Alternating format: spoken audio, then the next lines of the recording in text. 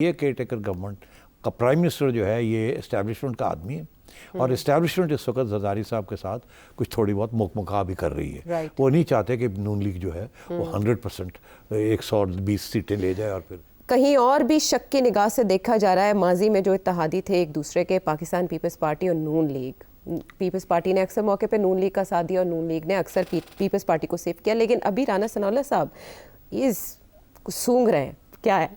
Peoples party की क़यादत ने भी और नून लीग की क़यादत ने भी उनमें से बाज़ जहां वो सोचते हैं कि ये बंदा हमें चाहिए होगा, उनसे पहले से रब्ता कायम कर रखा है, या उन उम्मीदवारों ने अपनी अपनी पसंद की पार्टी से रब्ता कायम कर रखा है। या मेरे नॉलेज में है कि इन लोगों के राब्ते हैं पीपल्स पार्टी से भी हैं, बड़े एग्रेसिवली पीपल्स पार्टी वाले परसू कर रहे हैं और आपकी जमात से भी। बल्कि मेरी तो इतला ये भी है कि पीपल्स पार्टी बाज़ लोगों को फाइनेंशली जो है वो फंड भी कर रही है। तो सेठी साहब, सुना आप राना सनाउल्लाह साहब हमारे वज़ीर कानून पंजाब के रहे हैं, वो देख रहे हैं बहुत दूर तक फंडिंग मिल रही है आज़ाद उम्मीदवारों को पीपल्स पार्टी की तरफ से। जरदारी साहब की गेम ऑन है? जरदारी साहब की गेम हमेशा ऑन होती है। ये आप कभी ना सोचिएगा कि जरदारी साहब ने पत्ते फेंक दिए, ना ना ना। अच्छा। वो खेलते रहते हैं, आखिर वक्त तक खेलते रहते हैं और उन्हें कभी भी फिक्र नहीं होता पैसे लगाने का। पैसे लंबे लगाते हैं वो और डील्स करते हैं। ही इज़ अ डील मेकर और इसीलिए जो लोग डील्स करते हैं उनके साथ बड़े खुशी से डील करते हैं, because we keeps his part of the bargain. That's why he was known as mister ABC जो भी था, because he is a deal maker. तो वो डील्स जो हैं उनकी बड़ी पक्की होती हैं। और सियासी जमातों की डील्स वो पीछे भाग जाते हैं, मुकर जाते हैं, ये हो जाता है वो। जरदारी साहब पैसे भी रखते हैं और डील भी पक्की करते हैं और पूरा एतमाद होता है लोगों को जो डील करते हैं उनके साथ। तो दैट्स ए स्ट्रॉन्ग पॉइंट। सियासत के अंदर तो ये होता है। वो और बात है पैसे कहाँ से आए कहाँ गए, ये तो चलता रहता है अब सियासत के अंदर।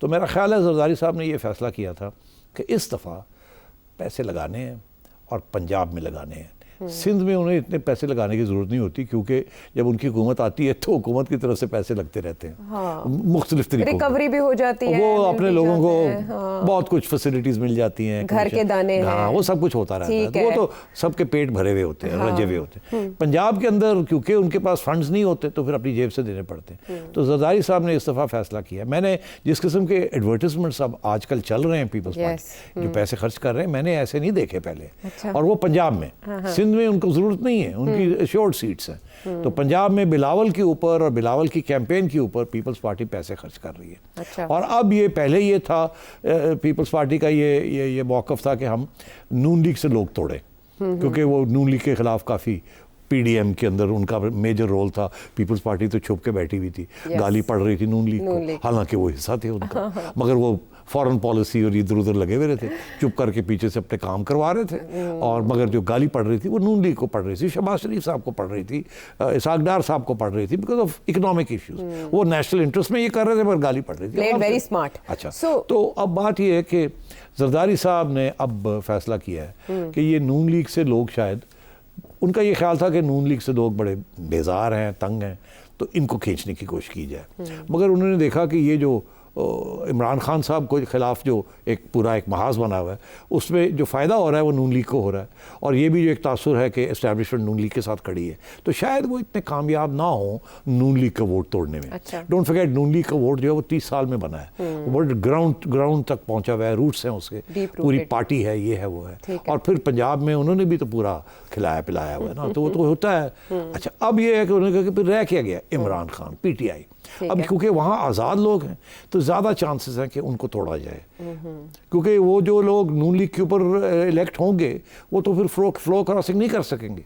तो फिर इसलिए अभी वो राब्ते कर रहे हैं PTI के वो लोगों को जहाँ उनका ख्याल है कि ये आगे जाके अगर खिलाया पिलाया जाए तो ये हमारा साथ देंगे, हमारी पार्टी का हिस्सा बन जाएंगे, या ना भी बने तो हमारा साथ देंगे इन क्रिटिकल एरियाज जहाँ वोटिंग की ज़रूरत पड़ेगी। और आपको पता है ये तो शक शुबा सब जगह पे ये डिस्कशन हो रही है कि ये जो PTI के टिकट के ऊपर लोग लड़ रहे हैं वो आखिर में जाएंगे कहाँ। और उधर से वो कुछ दस्तबरदार भी हो रहे हैं, कुछ पीपल्स पार्टी ज्वाइन कर रहे हैं जो पीटीआई के टिकट होल्डर हैं, बिलावल उनका शुक्रिया अदा करें अपने। तो इस किस्म की चीज़ें चल रही है। तो मेरा ख्याल है जरदारी साहब ने फोकस किया पीटीआई के ऊपर, उनके लोगों के कटी हुई पतंग कोई भी लूट ले और जरदारी साहब सबसे पहले लूटेंगे। और वो जरदारी साहब मास्टर है इन चीज़ों, मास्टर है। बलोचिस्तान में उन्होंने बड़ी ज़बरदस्त तरीके के साथ सब घेर लिए और मेरा ख्याल है पंजाब के अंदर भी कम से कम मेरा ख्याल है 4-5 सीटें तो घेर लेंगे इसी तरीके के साथ। अच्छा, मगर 3-4 उनकी अपनी निकल आएंगी, 4-5 ऐसे निकल आएंगे। अगर वो 8-10 सीटें पंजाब में ले गए तो देखिए पिछली दफ़ा तो उनको शायद 3 मिली थी, 3 या 4 थी, तो अब अगर वो डबल हो जाती है तो ज़बरदस्त गेन है। मंजूर वट्टू फार्मूला दोबारा से। बट अब जब आप बात करें नून लीग की, तो कल का दिन बड़ा अहम समझा जा रहा है क्योंकि इरफान सिद्दीकी साहब ने बड़ी मेहनत करके नून लीग का मैनिफेस्टो तैयार किया है। Civil supremacy, relationship with the neighbours, foreign policy of PMLN, charter of democracy, revival of charter of democracy. What's new in? अच्छा, अब बात यह है कि वो तो कल 11 बजे मैनिफेस्टो जो है नून लीग का वो रिलीज़ कर रहे हैं और मॉडल टाउन में मियाँ साहब भी बैठे होंगे। अच्छा। और मीडिया को भी बुलाया होगा। तो अभी तक तो बताया नहीं उन्होंने कि मैनिफेस्टो के अंदर मेन पॉइंट्स क्या हैं, मगर मेरी चिड़िया घूम रही थी थोड़ी बहुत, तो कुछ खबरें तो लेके आई है। उसमें जो नॉर्मल खबरें हैं वो पहले बता देता हूँ, और जो दिलचस्प खबर नहीं है जो उसका भी जिक्र कर देते हैं। बिल्कुल, ब्रेक से थोड़ा सा टाइम रहता है ब्रेक में, मेरा ख्याल है इंटरेस्टिंग बना देंगे अगर आप क्रिस्प अच्छा, दे तो दें। फिर ये है कि वो जाहिर है कि जी इन्फ्लेशन जो है, महंगाई हम कम कर देंगे, अब बिजली के बिल कम कर देंगे, ये बातें तो ऑलरेडी वो कर रहे हैं अपने जलसों में। मगर जो और रेलवेज़ को ठीक कर देंगे, इस किस्म की बातें चल रही हैं। फिर ये भी कि जी प्राइवेटाइजेशन जो है उसको लंबी प्राइवेटाइजेशन करेंगे, सारी SOEs जो है, स्टेट ओन्ड एंटरप्राइजेज जो हैं सबकी कर देंगे। ये पहले भी आता रहा है सब कुछ। मगर जो इंटरेस्टिंग चीज़ ये है कि इसमें पॉपुलेशन ग्रोथ जो है उसके ऊपर उन्होंने इस दफ़ा जिक्र किया है। आमतौर पे ये लफ्ज़ आ जाता है मगर करता वर्ता कुछ नहीं है, सेंसिटिव सब्जेक्ट है ना। मगर अब ये एहसास हो रहा है कि पॉपुलेशन ग्रोथ के ऊपर भी कुछ इक़दामात करने चाहिए, क्योंकि ये 2.6% जो पॉपुलेशन ग्रो कर रही है, faster than the rate of employment growth, तो ये तो एक क्राइसिस की तरफ हम बढ़ रहे हैं। और 8-8 दोनों लोग, एक फैमिलीज़ जो है 10-10 लोगों की फैमिलीज़ हैं। अब तो हम 2 से ज़्यादा की तो अफोर्ड नहीं कर सकते, मियाँ बीवी और 2 चिल्ड्रन, इससे ज़्यादा तो हो नहीं सकता। तो अब पॉपुलेशन कंट्रोल के लिए क्या करेंगे, क्योंकि उसमें रिलीजियस लॉबी को साथ लेके चलना पड़ेगा, सेंसिटिव मैटर है। तो ये अच्छा है कि इसका जिक्र आ गया और होपफुली इसके ऊपर कुछ करेंगे। बांग्लादेश में बहुत कामयाबी है इसमें। मगर जो इंटरेस्टिंग बात है कि इसके अंदर क्या नहीं है, क्या नहीं है, हाँ वो चीज़। अब वो क्या नहीं है, मैं ढूंढता रह गया कि चिड़िया मुझे बताए कि जी आप चार्टर ऑफ डेमोक्रेसी के ऊपर कुछ करेंगे, कि आप पीपल्स पार्टी के साथ मिलके, इमरान खान के साथ मिलके कोई बात करेंगे कि इस्टेब्लिशमेंट का रोल नहीं होना चाहिए, क्योंकि पहले यही था ना चार्टर ऑफ डेमोक्रेसी, कि एक दूसरे को अंडरमाइन नहीं करेंगे और इस्टेब्लिशमेंट के पास नहीं भागेंगे दूसरे को गिराने के लिए या अपने आप का सहारा देने के लिए।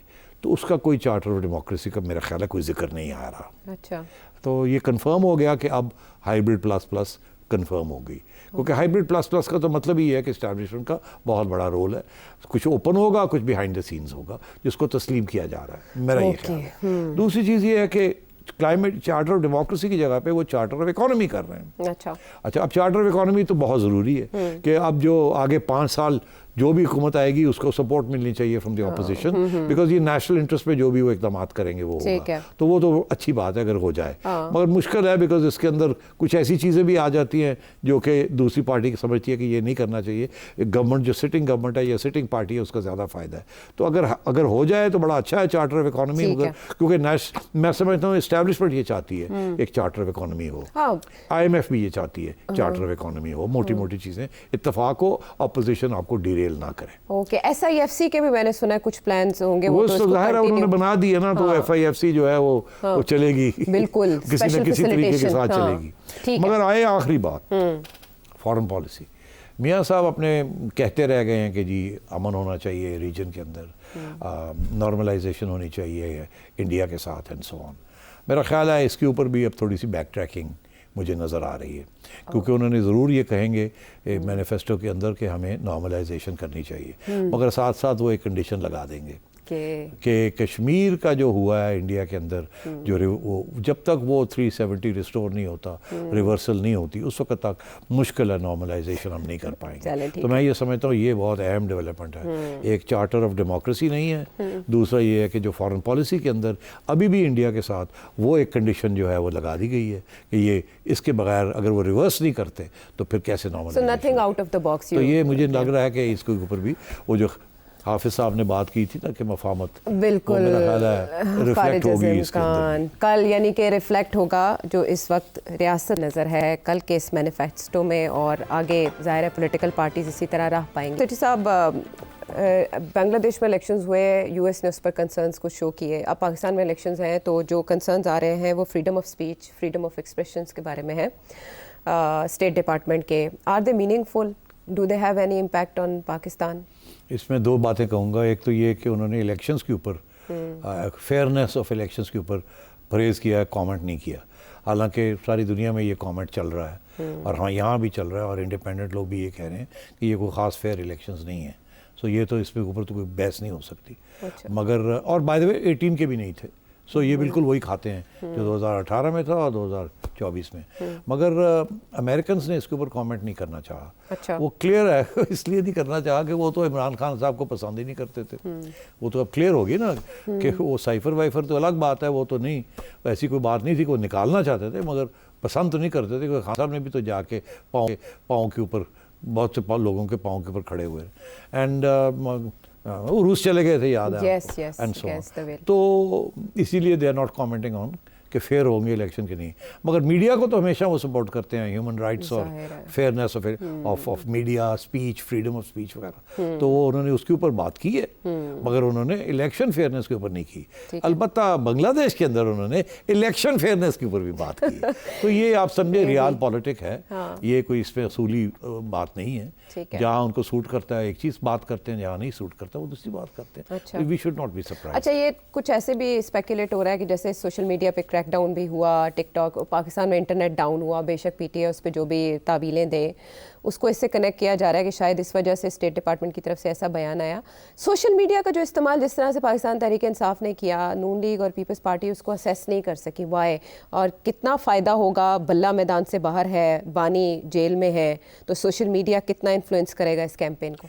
देखिए, सोशल मीडिया ने तो पीटीआई को बनाया है और यही खामी थी बाकी पार्टीज़ के अंदर कि वो इसको काउंटर नहीं कर सके सही तरीके के साथ। अभी भी पीटीआई की social media campaigns are far ahead of Noon League और पीपल्स पार्टी। पैदल हैं ये लोग, वो भाग रहे हैं और वहाँ बहुत से वॉलंटियर्स काम कर रहे हैं जो कि पैसे के बगैर एक पैशन और एक आइडियोलॉजी और एक मोहब्बत इमरान खान के साथ जो है उसके बेसिस के ऊपर लोग कर रहे हैं। और दे आर वेरी क्रिएटिव, इसमें कोई शक ही नहीं है। And I you have to take your hat off to them. तो इसलिए social media is very important.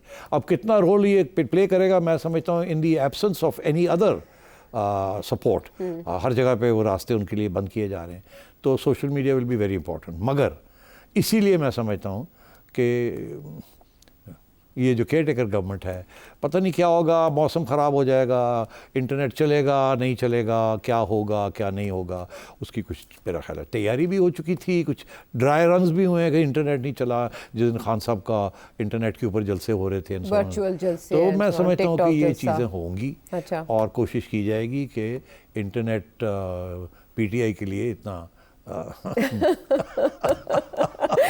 तो हमारे पीटीआई दोस्तों को एहसास होना चाहिए इस बात का कि इस दफ़ा वो जो इलेक्शन लड़ रहे हैं वो उनके हाथ बांधे हुए हैं पीछे और कहा जा रहा है भागो भागो भागो, तो चले पाँव तो नहीं बांधे। वो कहते थे the boot is on the other foot.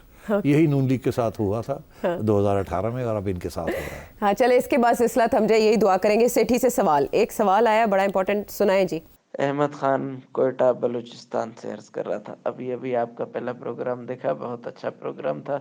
मैंने ये पूछना था कि आप नून लीग को बहुत ज़्यादा सपोर्ट करते हैं, और दूसरा आपको फिर से चेयरमैन पीसीबी क्यों नहीं बनाया गया? आपने क्रिकेट के लिए बहुत काम किया था सर, जिसमें से सबको पता है कि पीएसएल आपकी पहचान है। Thank you. सेठी साहब एड्रेस करें, फेवरेट हैं आप नून लीग के और आप पीसीबी के चेयरमैन क्यों नहीं बने?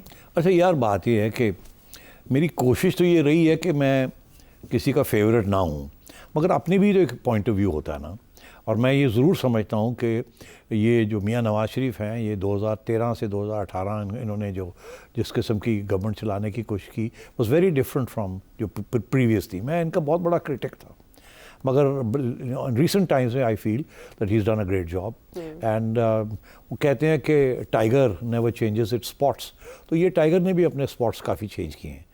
तो अच्छी तरह good things, so that is why in principle I think they have done a great job, and given a chance they'll do another great job. मेरी उम्मीद यही थी कि जब बेनज़ीर भुट्टो साहब पहली दफ़ा आई थी 88 में, तो मेरी यही उम्मीद थी कि she will do a great job, we supported her, but it ended up in a different way. PTI की तरफ भी हमारी यही उम्मीद थी कि कम से कम यार मैशत तो चला लेते, कम से कम मीडिया को तो आज़ाद रहने देते, कम से कम सियासी जमातों को जीने देते, एक डेमोक्रेटिक सिस्टम चलने देते। इन्होंने हर जगह पे हमें फेल किया, तो there are reasons for not being their supporter. तो अब ये है कि उन्होंने आगे सवाल कर दिया कि चेयरमैन पीसीबी, और देखिए चेयरमैन पीसीबी तो अब लगा दी, उन्होंने एक ख्वाहिश का इजहार तो कर ही दिया है इस केयर टेकर गवर्नमेंट ने। तो और मोहसिन नकवी साहब बड़े कॉम्पिटेंट आदमी हैं, वो और बात है कि और उनके रास्ते में क्या मुश्किलात हैं या नहीं हैं, मगर मैंने पिछले प्रोग्राम में ये कहा था कि ये केयर टेकर गवर्नमेंट का प्राइम मिनिस्टर जो है ये इस्टेब्लिशमेंट का आदमी है, और इस्टेब्लिशमेंट इस वक्त जरदारी साहब के साथ कुछ थोड़ी बहुत मुका भी कर रही है। वो नहीं चाहते कि नून लीग जो है वो 100% 120 सीटें ले जाए और फिर मेजॉरिटी आ जाए, तो वो बैलेंस ऑफ पावर रखना चाह रहे हैं। तो इसलिए मैं समझता हूँ कि जो भी पीसीबी में होगा वो कानून के मुताबिक होना चाहिए, फिर देखा जाएगा अगली हुकूमत आती है वो क्या करती है, किस किस्म के कॉम्प्रोमाइज़ करती है। डोंट फॉरगेट ये पीडीएम की हुकूमत के अंदर शहबाज शरीफ साहब थे जिन्होंने ज़का अशरफ साहब को लगाया था, और मुझे कहा था कि अल्लाह हाफिज। उस अरसे में बड़ी रिफ्ट चली थी, तो बड़ी अल्लाह हाफिज कर दिया था। मैंने कहा तो ठीक है, तो हम ठीक है। हाँ, ये बड़ी पावर गेम्स हैं और डीप रूटेड है, इनके ऊपर एक फिल्म भी बन सकती है और किताब भी लिखी जा सकती है, लेकिन उसके लिए बड़ा वक्त चाहिए। आपने सेठी साहब से ये सवाल किया, आप मज़ीद सवाल भी कर सकते हैं, स्क्रीन पर आपके सामने चल रहा है नंबर, अब वीडियो मैसेज के जरिए सेठी साहब से सवाल कीजिए और अगले प्रोग्राम तक के लिए इजाज़त दीजिए।